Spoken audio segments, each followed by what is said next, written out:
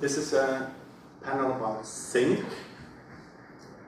We had some conversations before the panel with everybody, and I think it's important for us all to know how much you know about sync. If what you actually do. Do we have any musicians in here?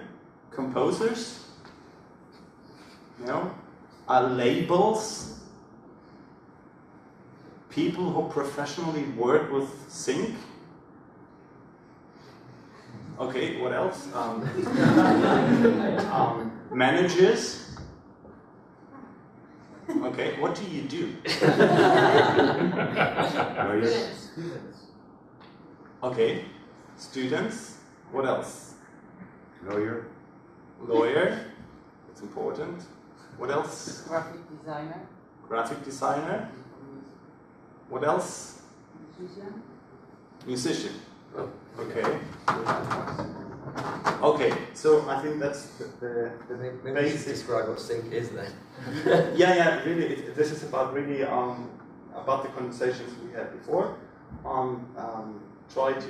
We'll try to explain what everybody does and really go down to basics and then go up a little bit because everybody will learn very quickly. And this is the last panel for today. Please don't forget there are showcases all around the city, actually 3 places. I think you have the program.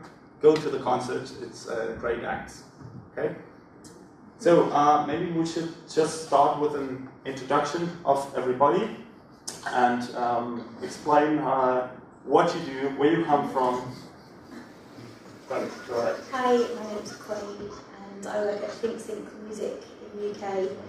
I actually set something up about 10 years ago. When my job was actually first advertised, I didn't really realise what sync was myself, to be honest, because it was advertised as someone to exploit a publishing catalogue to get the music used in film, TV, advertising, games, files, etc. Where virals were obviously went profit there. And I started off repping a catalogue of music, and then from there it progressed, and I now supervise for films. I'm in-house music supervisor at a trailer company in the UK. It's actually an LA company, but they've got a UK office. And I also music supervise indie films, and I do in-store playlists. Hello, I'm Daniel Cross. I run a company called Record Play. We've got offices in London and in Barcelona as well. So I'm based in Barcelona. And we work with big brands and help brands integrate music into their marketing. So we work with maybe finding music for a commercial or finding music for an internal corporate production, or finding a musician to work with for some sort of marketing activation. Helping in licensing, helping in structuring processes for musicians to be involved with brands, making sure artists don't get ripped off when they're working with brands, and making sure brands don't end up paying too much for music support as well. Hi, my name is Vikram Gudi. I run Elephant Music. We're primarily a sync agent, so we kind of sign up bands, artists, musicians, and work with music supervisors or place them ourselves. I also music supervise for TV, and I'm about to launch a TV channel which is going to be playing music videos in HD. Hi, I am Borja Torres. I work for Lovemonk. We have offices in Madrid and Barcelona. And we come from a background from music publishing, and we started the company like 10 years ago. And now what we are mostly doing is taking care of music for TV commercials. Spanish market is a little bit different from outside. This is smaller, and the agencies don't have that kind of skills in-house, so they kind of hire you sometimes. And we do many different things around music, but mainly we are like the music guys for a few advertising agencies. The presentation is not pieces of the work you do? Well, yes, I have 3 examples of what we do. Yeah, maybe it's interesting for everybody to just see the one presentation we have here, which is Borja's, so we can kind of get into the material. Okay? No, it's him. That was mine. It's yours. Oh. No, sure. You can go ahead. All right. Well, I'll just press play then.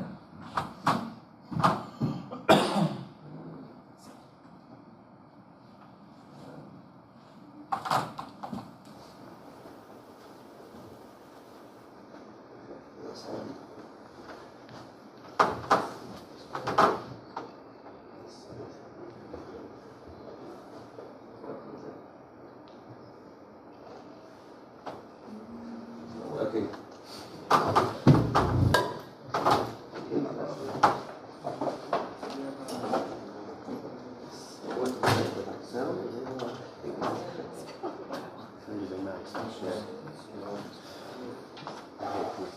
Might have to wait for it to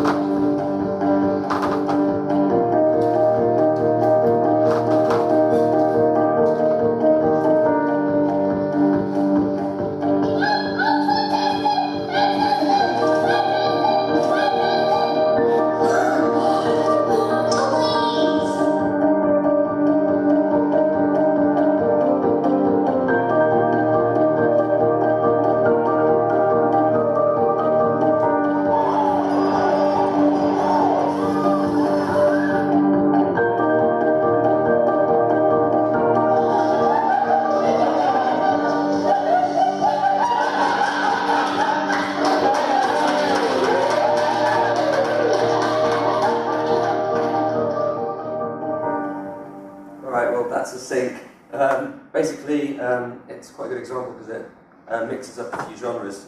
So that was actually a film trailer, an online film trailer, but it was sponsored by Sainsbury's, which is a supermarket in the UK. So it actually acted as an advert for Sainsbury's. So it went on TV as an advert, but the advert was to advertise the trailer. But yeah, so basically what happened was the agency came to me and said, we're looking for music for that. I pitched them some tracks, they chose one, and essentially that's how sync works. So, well, Connie does this kind of stuff, she does trailers. So maybe I'll pass it on to Connie. Yeah, with trailers, it depends on what kind of films actually. When you're working on big, like Hollywood blockbuster films, it's made up of all the different sound effects and production music. There's often about sort of 8 to 10 cues in each one. Whereas if I'm working on an indie film, we usually tend to use 2 or 3 songs. All trailers follow, most trailers, sorry, follow the 3-part rule of starting off very slow to a big crescendo halfway through. Trailers are quite formulaic, basically. If you even have to Google how does trailer music work, and you'll see it's quite formulaic, the actual tempo. But for the trailer company I work for, we do promo spots as well, and it's very much on contemporary new stuff that's coming in all the time with the release dates. But basically anything with a build, that's all I get asked. Can you do a search? They'll come to me and say, can you do a search for something that has a build in 30 seconds, starts off really slow, has a build in 30 seconds, and then it's a big crescendo, and then you send them all of them like that. No. Can you do another one? No. And it goes on and on and on, and then they usually get someone to make it for them. It's just that it's quite a formulaic thing with trailer music, which is quite different to ads. Nice. So a lot of the time I spend in front of the computer is with headphones on, because an ad agency will contact us and say, look, a bit like with Connie and Vikram as well, we need a piece of music for our ad, and we don't know really what we want. It needs to sound cool, and it needs to be really, uplifting, but also needs to be really serious. And we've got some money for that, and we need it like in half an hour. So that pretty much sums up. I don't want to speak for all of us, but yeah, I'm like, Jesus, again, And there's somebody who works in sync out there, I think, who is saying, yeah, man, give record play, or give ThinkSync, give Vikram a call. he can do it in half an hour. No, I can't do it in half an hour. Daniel can do it in half an hour. So anyway, that's what we do. So we ideally will look for this ultimate track that will make an ad executive feel like he's cool, you know, because they really, you know, the client isn't the brand. The client is the ad exec. The ad exec's ego is the client. So you need to massage that ego into thinking that you are presenting them with the absolute coolest track. This is Diplo before he broke. This is MIA before she even had learned how to play the guitar. This is Chris Martin when he was, you know, he was in the womb. His parents were playing their classical music to him. So they want the emerging acts and they want to get it for free. So our job, as well as massaging their ego, is presenting reality and saying, yes, we know you got €100 for this global TV ad music, but you need, you know, you need to get a bit more money for that, actually, than that. So we also kind of manage we give them a reality check as well. So yeah, which we have been doing again in London for the most part, and now we're getting more involved in Spain. But our experiences in Spain are very limited. However, Borja over here can tell you a little bit more about the Spanish sync market. Well, the Spanish sync market is a little bit different because of the size. For example, we don't have that kind of music for trailers. Even I guess sometimes the whole budget that a big movie would spend in the trailer music is the whole movie budget for music in Spain. So it's quite different, mainly because of the size, and lately because of the financial crisis, it has burst into pieces what we were used to. And the advertising side of it is mostly the same, but we are messaging other people too, like the client himself, the creative guy who wants to be the guy with the great idea. So you don't have to show them some music, but you have to try to show them some music so they tell you, oh, this is great, it was my idea. Yeah, you have great ideas. Yeah, that's another part of our daily basis work. But anyway, I think, I'm not sure if everybody knows what a synchronization is in the technical side of it. Explain it. Yeah, that's just, I'm just writing down some keywords to understand how complex this business is. So we have somebody who is called the ad agency, right? And there's somebody with a big ego there. A lot of people. Who wants to understand he has discovered everything. And actually what they do is just, you know, just calling somebody in the basement and say, bring me the music now, right? So you have to understand there's somebody the one who will say, I have made this, is the ad agency. Good. Then you have to understand how music works, what kind of music they need, what kind of music, how, I think it was interesting to really say, shortly explain how music for trailers comes up, has a high point, then goes down, and it's what, 2 minutes or something like that. You have to understand those parameters you have to manage. Then the timeline is always too short, right? It's always, you have to give it, wait, now, for tomorrow, for yesterday, in 1 hour, because you're working for ad agencies who have to deliver everything.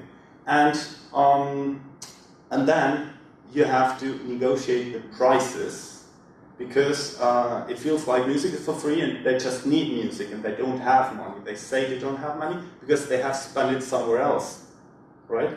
And this is why these big professionals know how to do things. And if you need it now, immediately, and you need the right thing, this is the price, right? And then they have to convince that the music they have is exactly what the ad agency needs. So here's a question: is music always the last? Yeah, I was going to just say, when you said a lot of times, I think because music's pre-existing a lot of the time, you know, they wouldn't not pay the cameraman, they wouldn't not pay it's like, if you don't work in music, people automatically sing exists already, so the value of it is sometimes comprehended or understood by the trailer, ad, film, whoever you're working with.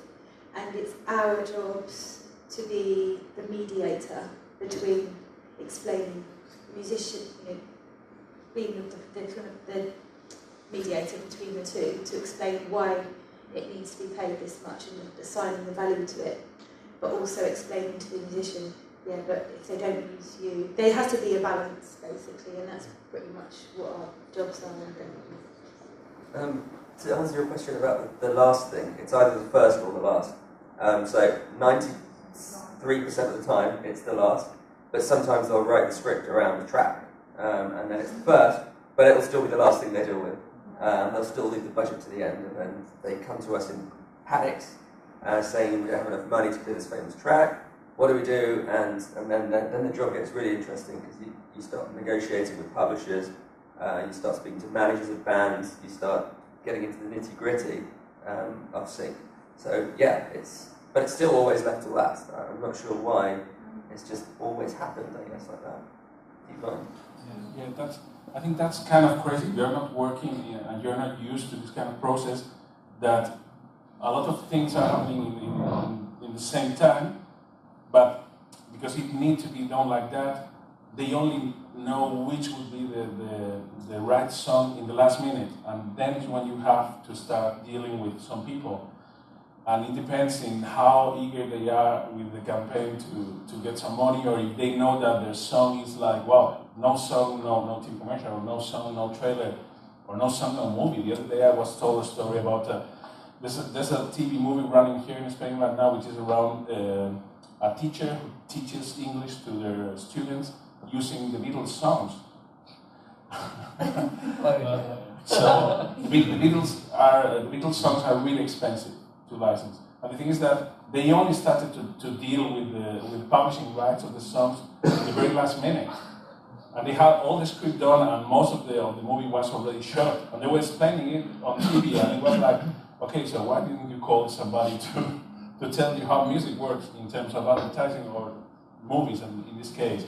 So it's a really bad idea. They are going through a lot of songs and choosing, and then somebody says like, okay, we know the right song, it's Coldplay. And it's like, oh yeah, okay, Coldplay will not be willing to be participating in your TV commercial. Wow, we have some money, we have like 5,000 euros or something. Ah, yeah, great. You have the telephone or something. No, but come on, he's a nice guy. Ah, okay, yeah, his lawyers are not so nice, and the publishing company, the record label. So it's really important to know that in the first place. And it's not that common. I mean, every time you are finding the same situation where nobody asked before like how the music was, or it was like, okay, we placed this music here when we were doing the editing and it works. Okay, so did you call anybody? No, we have to get the rights. Okay, when are you airing the TV commercial? No, we have time. It's 2 days from now. So it's quite complicated. Yeah, and now we come to a very, very important, but we can come back to some of the issues later when we come to question answers. A very, very huge part of this business is about rights. How many kind of rights are necessary to do the business then? Okay, so if a piece of music goes on a TV commercial, you need to clear, basically, you need to clear at the outset, three rights. You need to get the approval from management, first of all. So why? Because if you're producing an advert, there may be some kind of moral issue that the artist doesn't approve of. For example, let's say, what's a good one? How about no? Like it. Well, not now, but Okay. Maybe done like it. I didn't play some Okay. No, that's Okay, so basically you're looking at, let's say Nestle, for example, or Esso, or BP is doing an advert, and Mikey D's, McDonald's is doing an ad, and they're like, yeah, we love. yeah, we love music. Let's use a Paul McCartney track. You know, he likes food. You know, surely we can put his track on there. I was like, oh, have you not heard of who Linda McCartney is? You know, she is not really into that. And so you need to first of all see if the artist is going to like what you're doing. Like we're just literally in the process of a project a bit like this, which I just realised it hasn't been finished yet, so I can't tell you what track is or who the brand is, but see what I mean? And now you need to make sure that first of all the artist is into the project. Then we need to get the publishing rights cleared. Now the publishing rights are the composition rights. Who wrote the song? The song says it was written by Rihanna. Oh no, you know, Rihanna is the artist, but hang on a minute, there's 7 writers here, and each writer's got a different publisher. Okay, that's a bit complicated, and your 5,000 euros salary looks a bit smaller when it's divided amongst. But yeah, and then the label as well. So that's the publishing side, and then you've got the label, the record label that actually released the piece of music, that recorded that piece of music onto a physical thing, like a or not now with digital. But so you really, I don't want to overcomplicate it, but you've got your label, which is, say, for example, Sony Records or XL or Domino or one of these, and then you've got your publishers like BMG or Universal Publishing. So that's your main. Those are your main clearances there. Those are the rights. Those are the 3 groups: artist approval on creative, and clear up any ethical issues, publishers, and labels. Alright, but it gets more complicated. There's a couple of other rights. There's grand rights, which is, for example, if the Sound of Music, the film, in the film, let's say the lady is running up a hill while she's singing it. If you want to use an advert while you're running up a hill singing it, as an extra right gets added onto that. So you need to know the publisher well. Also, there's the Elvis right. I don't know if anyone knows that. Yeah. So you've got master publishing and Elvis. So if Elvis sings an Elvis song, you've got to get that cleared personally with the Elvis estate. You have to add a 3rd right. But that's the only. I think he's the only one. Oh, he's the only one. Yeah. Yeah. I mean, the thing with Elvis is that his voice is so recognizable that you have to pay for his image rights. No matter if you have already paid for the recording and for the composition of that song, you have to pay for these image rights. And what he's talking about is the dramatic rights. For example, when you're using the classic example, and they do it all the time in Spanish TV, thinking nobody's going to see it, and then there are some legal issues, is that you're using one song from, let's say, the soundtrack of a TV series, from MacGyver, and you don't want to pay the actor for his image rights. Then you play the song, and you put a guy acting like MacGyver does in his TV show. So then the studio who ran and who did that TV series called at your door and he says, hey guys, we own the rights for this character and this theatrical, everything around this character. No, but we license the song. Yeah, but the song is the song and the image likeness is a totally different thing. I was going to say, it fits in around now, apart from the music rights, also, and we obviously have this with ads, but the games, because we mentioned music for video games, computer games. We pitch a lot of music for computer games, and I have to sign an NDA, a non-disclosure agreement, just to see the name of the proposed title of the game, anything to do with the game. I have to sign it so that nothing can be mentioned at all. But when Dan and me exactly said, a lot of the time with advertising in games, you have to sign that before you even send music. Because I had a horror story with ages ago when I had a licensing request for one of my artists for a computer game, and I had to go to his manager. I had to ask for approval. As you said, you need artist approval, and at this stage we're getting licensing requests going on. We haven't, no money, no contract, nothing.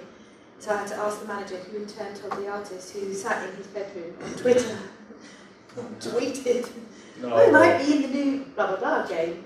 And I had a phone call at 5 AM from the head marketing department in LA for this particular company, and they'd had 20 screen grabs of his tweet, and it'd been up for less than 5 minutes. They take it so seriously with games. So yeah, I mean, thankfully I had a good enough relationship with them, and took the entire department for dinner, got rid of that artist, never worked with him again. So yeah, it's serious. As well as the right side of it, you get a lot of NDAs going on with the clients as well. Good. So we have talked about things for ads for traders. Can you each of you just say what you especially focus on? What is your main business about? Is it cinema? Is it traders? Is it ads? Is it whatever? Our main thing is advertising. I can show you some examples of what we do if I manage to handle this.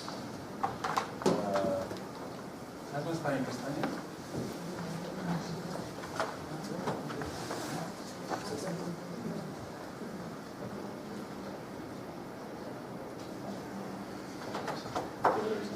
So this is something that we did the music for. Okay, this is music that has been written, composed, and recorded by us and it's an online recording for a bank and UNICEF.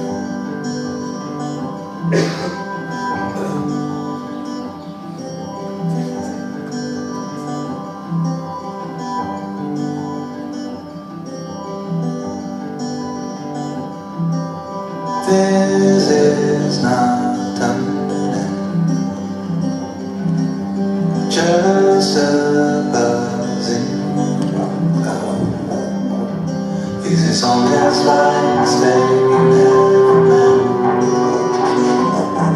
a reminder of who we are spent. Another day goes by. Time holding the play. Once upon your notes, I'm sure where to step next. And somehow you've lost the kingdom to my chest. This to get money for UNICEF, you have to dial and send a short text. And once it gets to a point, and somehow here, you're not sure which side you're on. you have to text, and if you text, something will happen. And it works, it's amazing, it works. So you have to send, so they call us, and they told us like, hey guys, we need this, we need music for this, and we need something specific because of the way the animation goes. This is another example, totally different. That's me, Iggy Pop, the rock legend. And you don't become a legend without trying a couple things. Shirt, jacket, tie, body, no.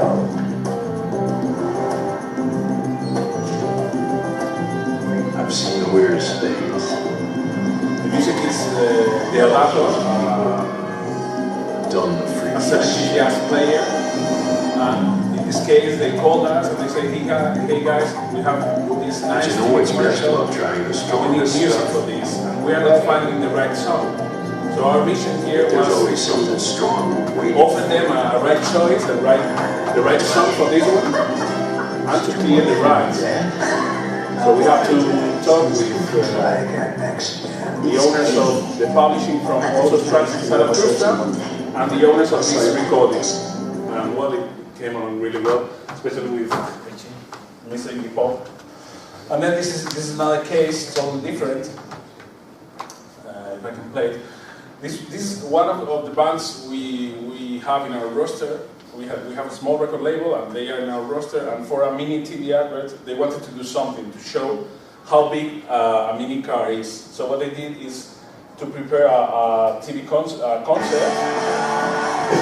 and they played the concert inside the car. And it was really recorded and really played. They played a gig with 10 songs, and after that they shot this TV commercial and they ran it for like 3 months. They did a teaser before this, but I didn't want to play like 1,000 things. So these are 3 different styles. One is like, hey guys, we need some music. The other is like, hey guys, we need an indie band and with a nice song and they can do something. And the other is, we have this TV commercial, and we need music. We need a proper song working for this.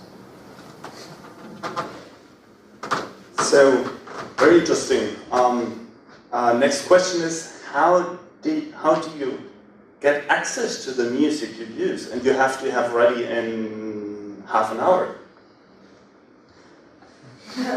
I think one of the important things is every project, well for me certainly, every project, everything I'm working on is different. So for a trailer, whether it's a big film, like I said earlier, you know, something that builds in 30 seconds, or it might be a TV promo, they want something, like you said, really, really uplifting, serious but cool, but funny, you know, that kind of thing.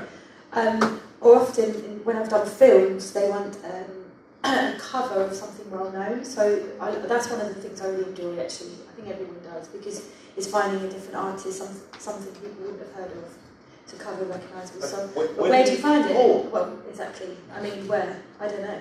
I mean, my iTunes library, it's from... I mean, we download everything that gets sent to us, and it goes in various different folders on our server, and we go through it methodically and put it into folders, which is a full-time job in itself. But wouldn't you say the key thing here is the budget? I mean, oh, right, yeah, of course. That's the key thing. That depending on that, you can look in some places or another different ones. Actually, that's the second you know.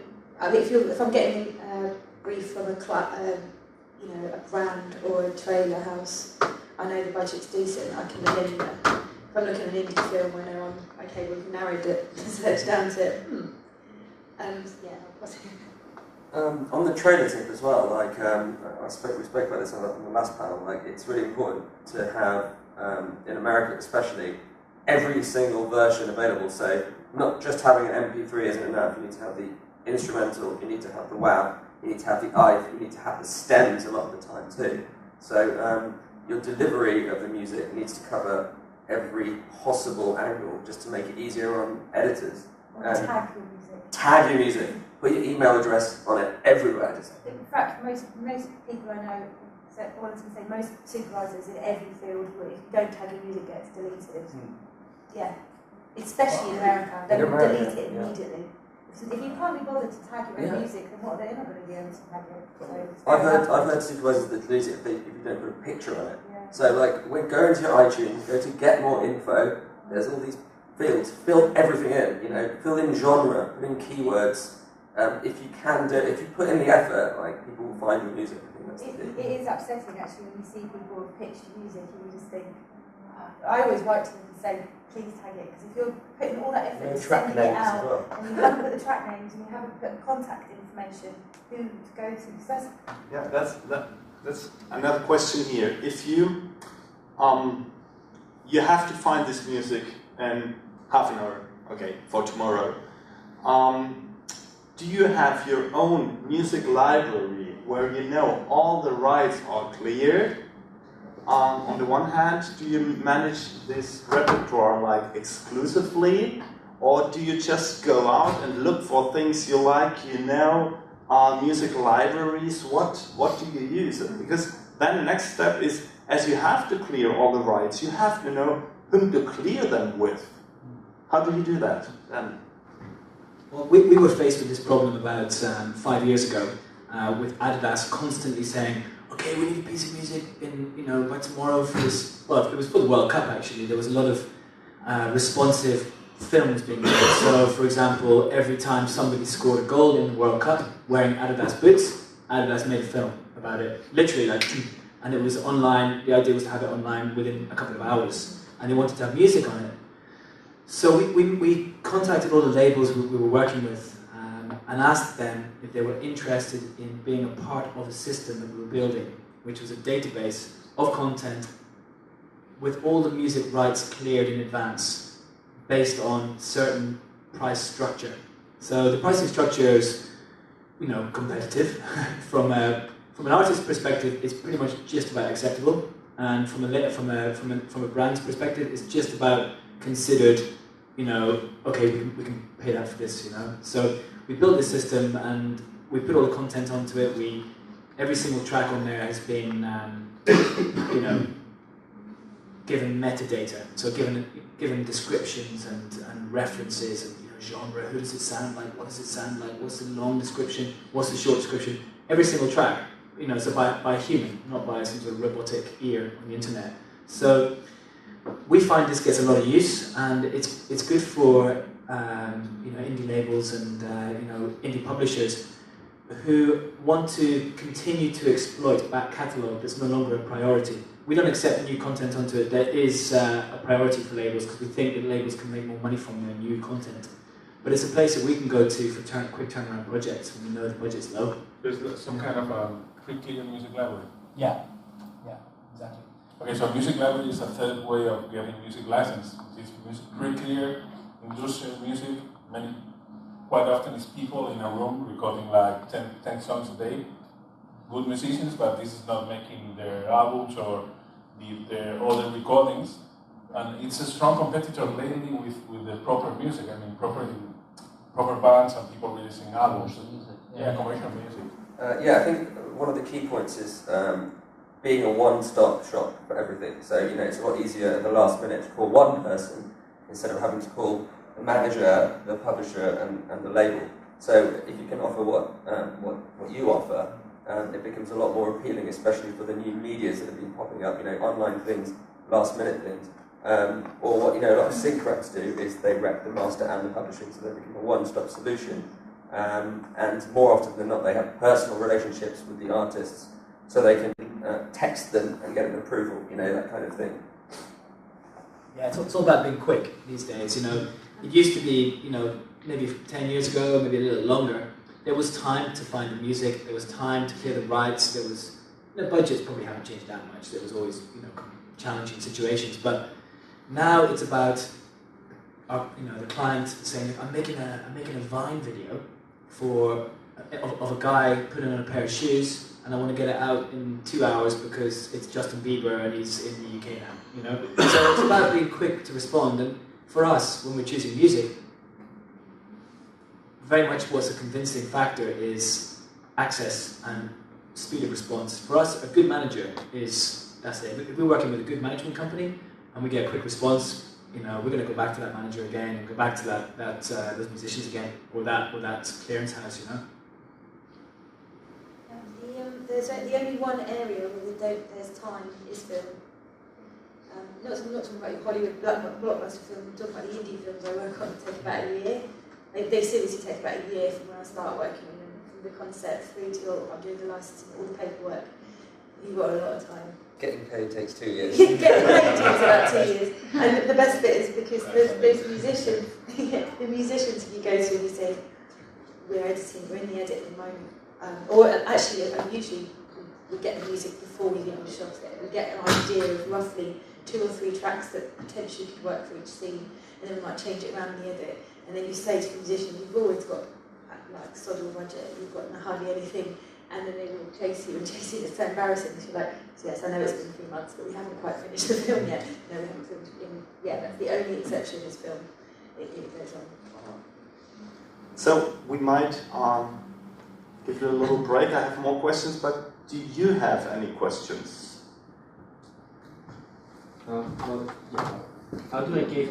No, so everybody. Alright, yeah, just one question was, if you are an independent artist, how do I get and I make music for video games or maybe just commercials, but just to put my demos or maybe the pieces that I do and I publish, but not I do sell it, just because I probably would like to have them to be in a synchro. How do I get or send you those demos to be in your system as a pre-cleared music?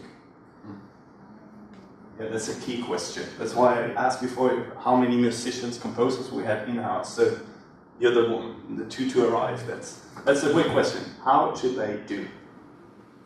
Well, for a system like we have, or well, it depends on how ubiquitous you want your music to be. If you go with a big library, let's say, Universal Music Production Music, or Universal Music Production Group, yeah, it's massive. It's massive, and they will really work your tracks. So the rate you get is lower, but the amount of usage you'll get will probably be higher. So It's basically about submitting your demo to them and going through their A&R process. It's a fairly long process, but with these days with online, with royalty free and with online libraries and with the system that we've got, if the music's good enough and we know it's sample free and the production values are high enough and it's mixed well and it's been mastered, and you've got the instrumental and you've got maybe if it's vocal, we've got the vocal cut too, we can put it up pretty much instantly. And what we do, whatever we do is non-exclusive. So you can have your music on a system like ours, and then we're happy to tell you some other systems, and you can go and put your music out there as well. Really, these days, through the sheer volume of music used, it's important to have a decent number of tracks on a system. So always looking for music, and if it's something a little bit different, then it's more likely it's going to get synced.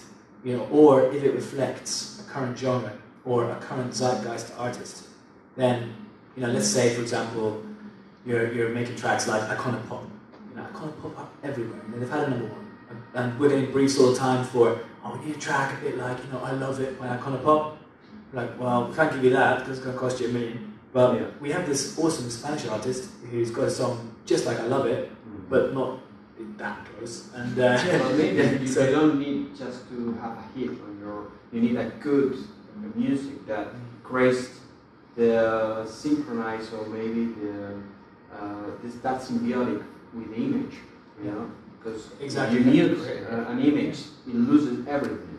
But if you listen to the music, you could imagine. So that's the power of the music. So that's what I was wondering. pieces, Send it out. Start reaching out to people. Sorry.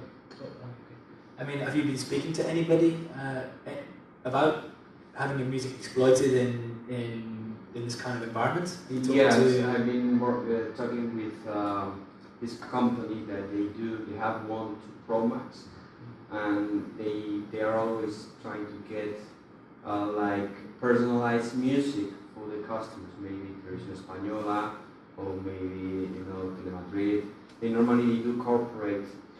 There's a long story with TV for music for yeah, TV. I know. It's different. It works different, isn't it? No, not only that. There's like a big story in Spain with the music for TV, because they most of the time they make you sign with their own company, and sometimes apparently they are asking for a share in the composition, which is illegal. But not these guys. Okay. No. Send it out. Send an email. And as I said earlier, make sure you've got the instrumental on the WAV, just in case, and streaming as well, because we all get sent millions of tracks a day, and it's a lot easier to click something and it just pops up than to download it, have to put it in the iTunes. It gets lost in the iTunes because you haven't tagged it. It's really important to make it really, really simple. So, Just over the last 10 years, I've done both pitched and been pitched to. And when I was doing on in-store playlists, I was on everyone's mailing list, so I was quite astute to how many different styles there is of pitching music. So exactly what Victor said, always put a streaming link if you can, because I couldn't possibly listen to everything, download and listen to everything that gets sent. And considering I'm just an independent company, I can't even imagine what people like Alex Patsavas and the big music supervisors, it is so competitive. I'd also say, don't write an essay, don't write your whole backstory. So when you do the email, don't write the entire, once my uncle played it on the radio and blah, blah, blah, blah, blah, just minimum information. A picture's always good. I quite like a picture as long as it doesn't make the file too big, and don't ever attach MP3s, because certain people get really wound up. So that wasn't. You hate it. I hate it. It can, I once, I think, right at the beginning of my career, sent an MP3 out and was just like, oh God, I've done the worst thing ever.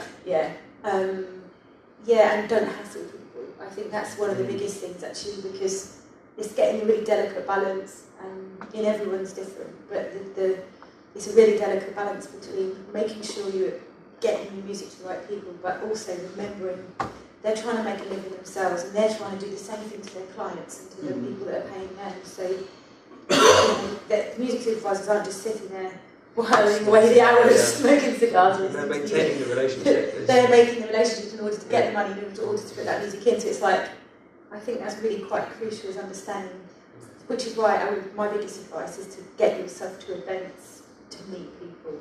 I think that's why I always went to, in the UK, anything film related. You know, BAFTA, we used to do these talks, or they still do, £5, and you go to one of their talks. I was there because there's an after drinks, even if I stay for half an hour. Not because I'm going to go to that, but even if you stay for half an hour, you get the opportunity to meet people, and I think that's a really good way of getting people.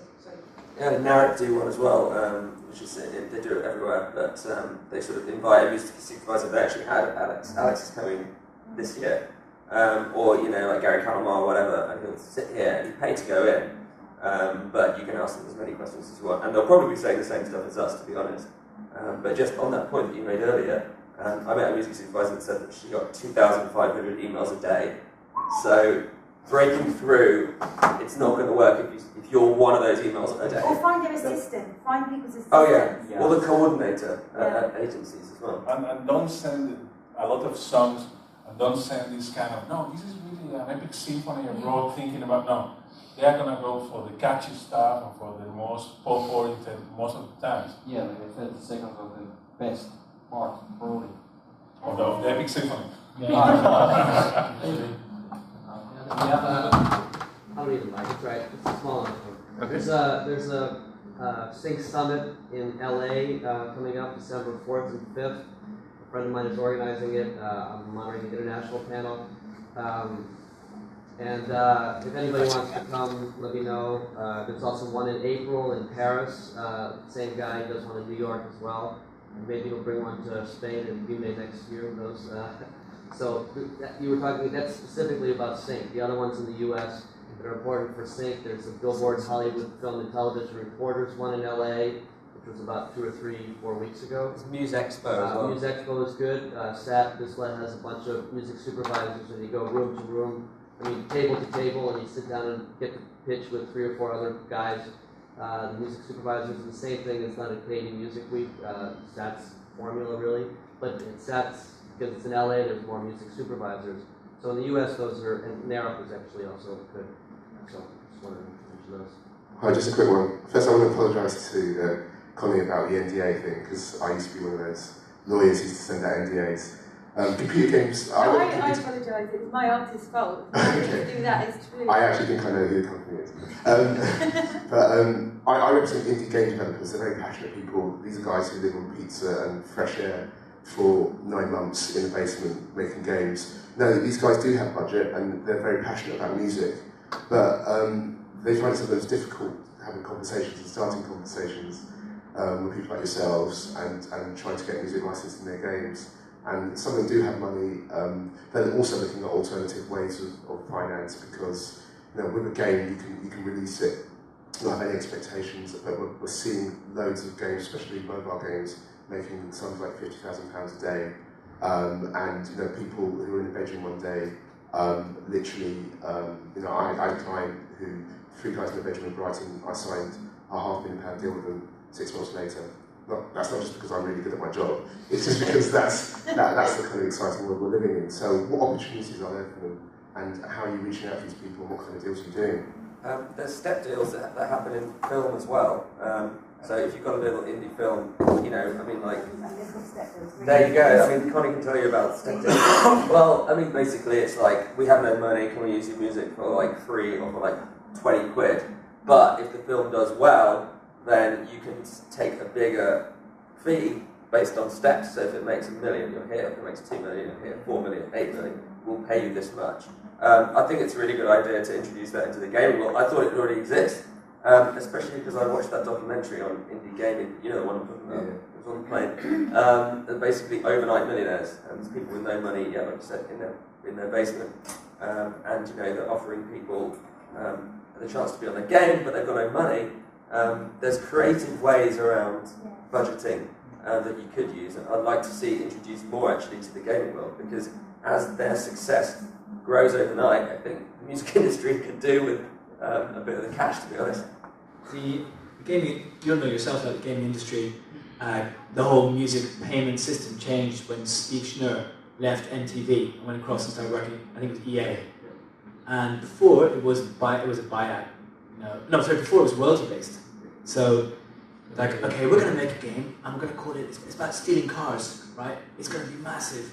And we'll give you, for every game we sell, we'll give you 10 cents for your track. And then it sells like 5 million, you know? And the guys in the gaming industry didn't really get a grip on that. They didn't see that they were probably paying like what could be considered too much. I mean, the music industry wasn't going to tell them, you know. So then Steve Schnurr leaves MTV. Like, you know, he's a pretty savvy guy. Goes across to EA and he's like, "Excuse me, but what the fuck is going on here? There's buyouts, $5,000 aside. So we'll give you $5,000 for the recording, and we'll give you $5,000 for the publishing. And if you don't want it, Joe wants. There's plenty more options out there. So no, I think it's a good thing. Like seeing these indie games and the opportunities that are presented. Same with apps. Same with even audiobooks as well. Opportunities to get music on there, and a step system with films too, and options on ads. Same, like an ad might be, oh, we're making this ad. It's just going to be sitting online. No one's really going to see it. But let's have an option for TV to do this. And then it's like boom, it goes on TV, and everyone's laughing their heads off.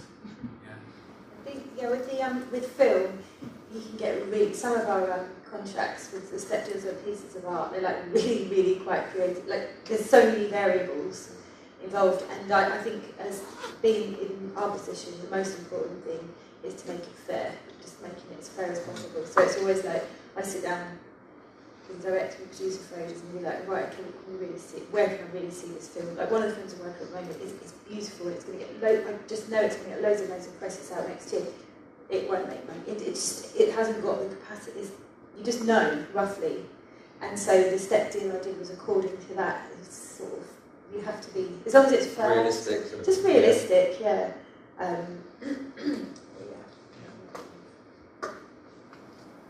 Questions? I might have missed this, but can you talk about one-stop shops versus managers, labels, and publishers? You did miss it, but I'll go through it again. I was just saying how useful they are because, like one phone call is better than 3, essentially. But it's also, people are becoming one-stop shops every day. So you've got like a big indie publisher that, let's say for 40 years, did hardcore music publishing. Over the last 5 years, they've realised the benefits of owning the Master 2, and flip side on the master side. So you've got record labels that are like, why don't I own the publishing? And so you're getting, nowadays it's so easy to start a music publisher. I can start a music publisher tomorrow morning if I wanted to. All you have to do is register with the MPA, Music Publishers Association. You're a publisher, get yourself on PRS, you're collecting royalties. So it's very easy to become a one-stop shop nowadays, and I highly recommend it if anyone's thinking about doing it.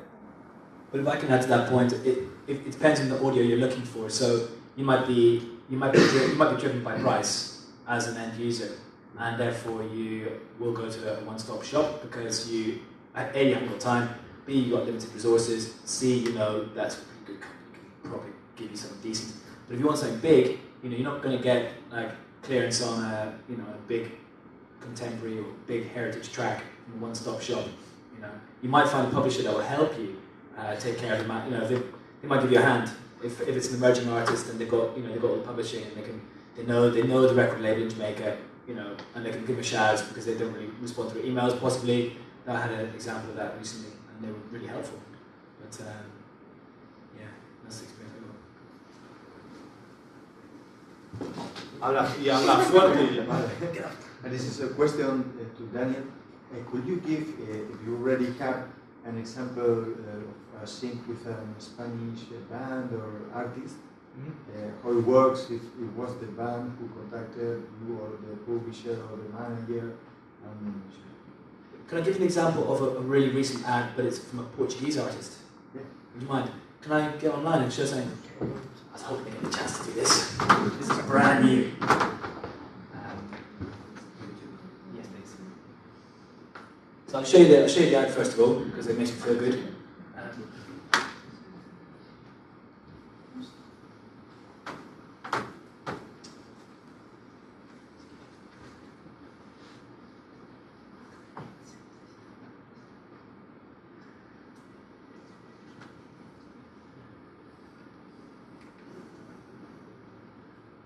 to see there. So this is basically a band called VIDEOGAMES Sistema.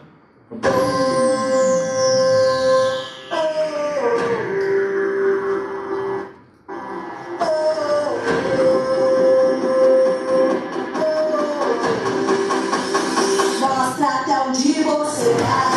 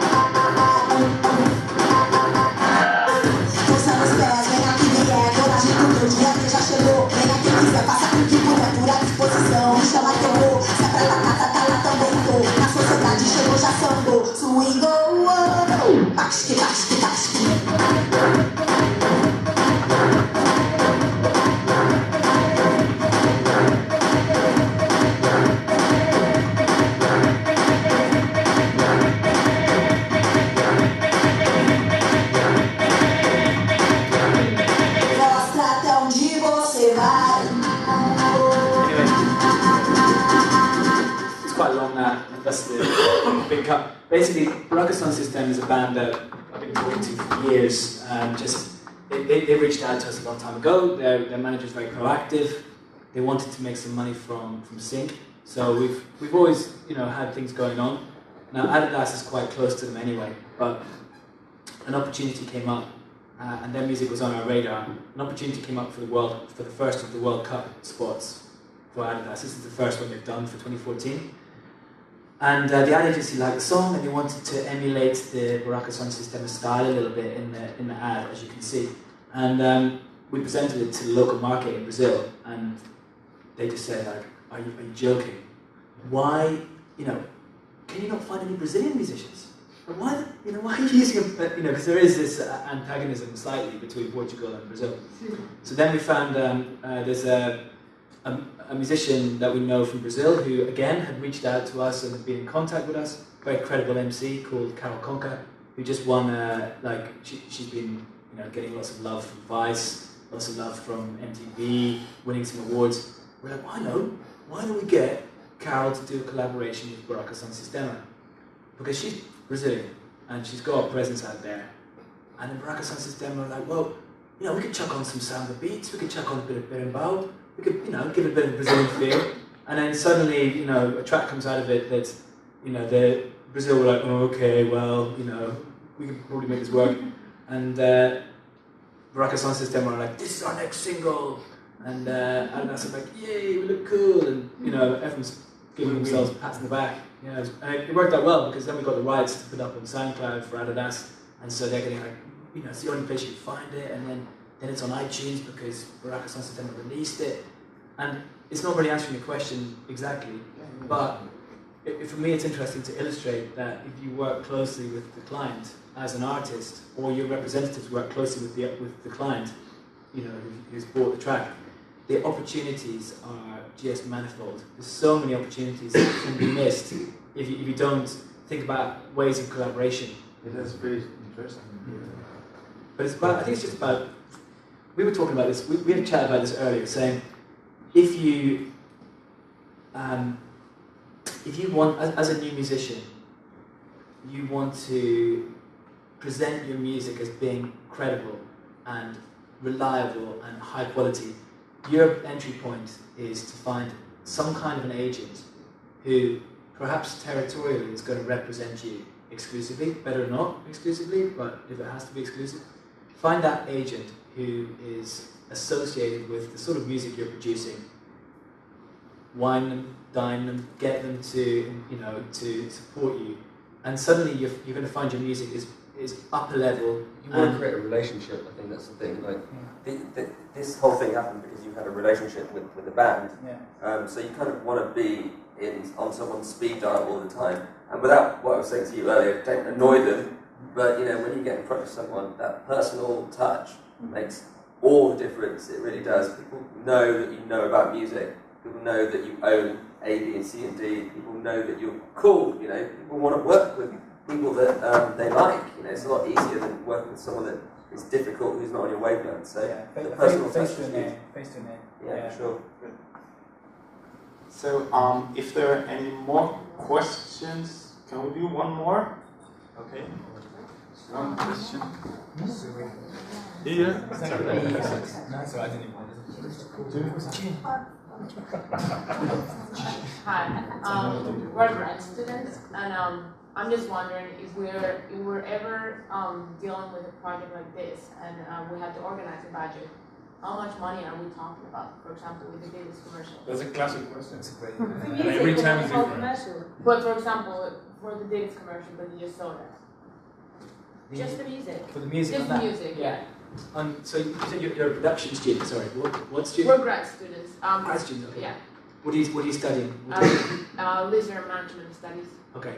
Yeah. So music. I mean, there's a load of variables that will define the cost of a piece of music.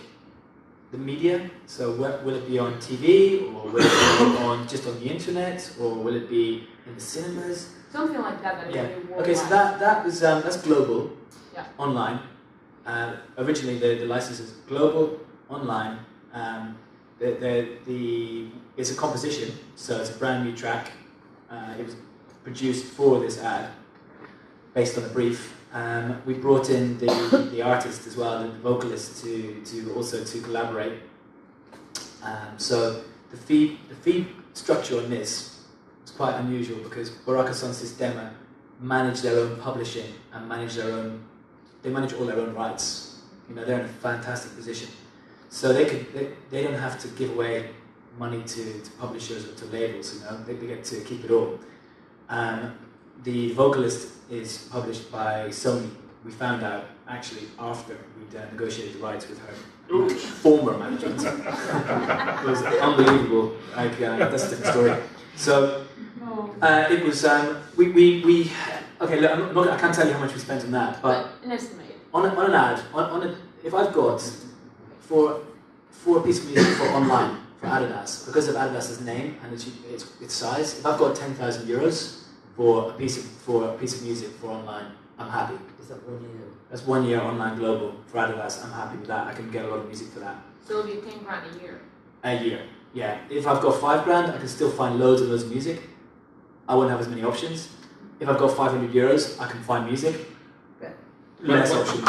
What's the use of this video? I mean, is it proper advertising? This is an ad or is for it something that is going to be running in This is for the Samba football boots, and it's running from now for a year. Isn't it cheap? 2,000? No, we paid more than 10,000 for that.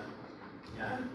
One thing, can I just say about the online thing, because with trailers, it's something I notice every time I do a trailer for big films like Oblivion and Despicable Me 2. When we're doing the budgeting, we're doing trailers worldwide excluding US, right? So they're on TV and cinema worldwide excluding US for a period. Why excluding US? Because the US have their own trailer. These are so for example, with Seven Psychopaths, they cut a different tape. I don't know if they actually used it in the end, but they cut a different trailer with a different story. The US trailer was much more focused on the dog napping side of it, because they love their dogs more than UK and Europe. And the UK and Europe trailer was much more focused on the actual plot. So, so I didn't put the other parts of the plot that was killing it. But for example, when I'm working with those trailers, they ask for worldwide excluding US trailer. So you get cinema, TV, and whatever for 3 months, 6 months, and it makes me laugh every time when they say, "Oh yeah, we cut online and worldwide." Sorry, an online in worldwide. Well, that's huge. Yeah, well, it's going to be another couple of thousand. Well, no, it's going to be at least another 10,000 on top of what you get quoted. And it's quite difficult trying to explain that to clients why online worldwide in perpetuity is enormous. But haven't you noticed lately that everybody's asking for that for the last month or for the last year or something? I think somebody had a problem. Now they're asking to get that right, even to get it in the websites or whatever. But because it leaves them responsible. When it's a huge client like Universal or something, you can't leave them responsible for geo-locking it or taking it down. So, but yeah, it's something I've noticed for the last year, I've just noticed them trying to slip it on the end, and you always go in at the beginning and like, you need online worldwide info. I mean, of course they do, but you just have to make sure they understand that before they try and tell you they haven't got any money. Because that's, again, you're trying to mediate between them. I think we have one more question. One more question? You know, I didn't. One more. Okay, so it's last one. Okay, good. No more questions around? Okay, so... Come on, Shane. Good. Come on, Shane, you can do a question. Okay, so I have one. Okay, we're 3 minutes over, so we have. Yeah, very, very short question. Short answer. I'd like to know what, how you see the future of this business from now in 5 years or something. It's a good question because it was my question to finish the panel. Thank you very much. A very, very, very brief vision of next 5 years. I said, yeah, 5 years maybe, but not 5 years. Okay, 5 or 4? 5 years and 5 words. Go ahead. You know what? I had a conversation with publisher for Ray Davis a couple of days ago. This guy David Kasner, amazing old school, super calm dude. He lives in the UK. His father set the business up 70 years ago. You know, they publish mad songs, but The Kinks is one of them. And I said, so, you know, I said the same question. I said, like, I guess things have changed a lot. You know, prices are getting driven down and everything. He's like, are you crazy? If my dad could have seen what we are turning over now in revenue for royalties, and he would never have believed this had been possible. The scale of the operation, the revenue we're generating on this old back catalogue is incredible. My feeling is there's always going to be heritage tracks that are going to generate a lot of money from sync, but it's going to be even more, you know, content. There's so much content now already. There's even more content and it's going to be the profile of an artist that generates the real excitement amongst end users, not necessarily the audio itself. If that artist has been an NME, in Guardian Band of the Day, in Monte Sonoro, you know, Pais, you know, if they've got profile, that's what gets people excited because it makes people look cooler. So I think there'll always be a need for music, and budgets are probably going to fluctuate as it goes. Yeah, I think, like, to answer your question about 5 years, if there was a graph, you could draw a graph and try to do it in your own little thing. That was a graph. And the graph went like this. We're about here, I think. I think it's going to, the internet online is going to explode. More uses, more media, iPad usage. There's going to be newer technology, more need for music. So I think it's going to. As there's more opportunity. View goes down, use goes up. Yeah, I think that's why they asked for the internet rights to see if they can get away with it, right? Yeah. I think that's the right summary. A lot of uses, but lower fees, way lower fees, and there's going to be like the big shots, the big names, the big songs, and then all the rest of the people getting a really small money, even if they are with a sizable profile. I mean, if they are a Guardian Band of the Day, may not get offered a lot of money for a thing. That's my €1. That's my feeling. Okay. Pardon? So I have to say I was not sure if I could manage the panel, but actually I didn't have to do anything because I think they were just great. Please, un aplauso.